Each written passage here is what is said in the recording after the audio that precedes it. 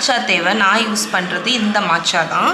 இதோட லிங்க் வேணும்னா நான் உங்களுக்கு வந்து கீழே கொடுக்குறேன். இது வந்து பியோர் க்ரீன் டீ. இது அவ்வளோ ஹெல்த் பெனிஃபிட்ஸ் இருக்குங்க. ஃபஸ்ட்டு ஒரு பவுலில் ஒரு 1/2 டீஸ்பூன் அளவுக்கு நம்மளோட மாச்சாவை ஆட் பண்ணிக்கோங்க. இல்லை வார்ம் வாட்டர் இல்லாட்டி ஹாட் வாட்டர் ஊற்றிக்கலாம்.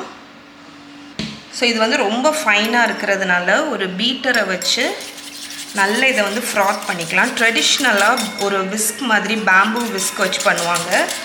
பட் நான் வந்து இந்த விஸ்க் வச்சே பண்ணிட்டேன்.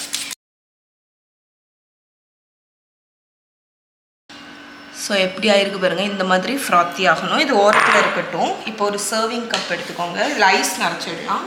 ஒரு கப் ஃபுல்லாக ஐஸ் வச்சாச்சு. இப்போ வந்து tonic water. Okay,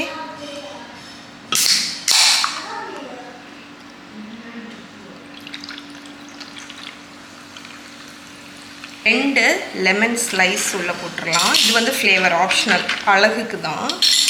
and lemon juice beat பண்ணி வச்சுருக்கோம்ல, இந்த ஃப்ராத்தியான மாச்சா அதை ஊற்றிடலாம். நாங்கள் நம்மளோட லெமன் மாச்சா டானிக் ரெடி.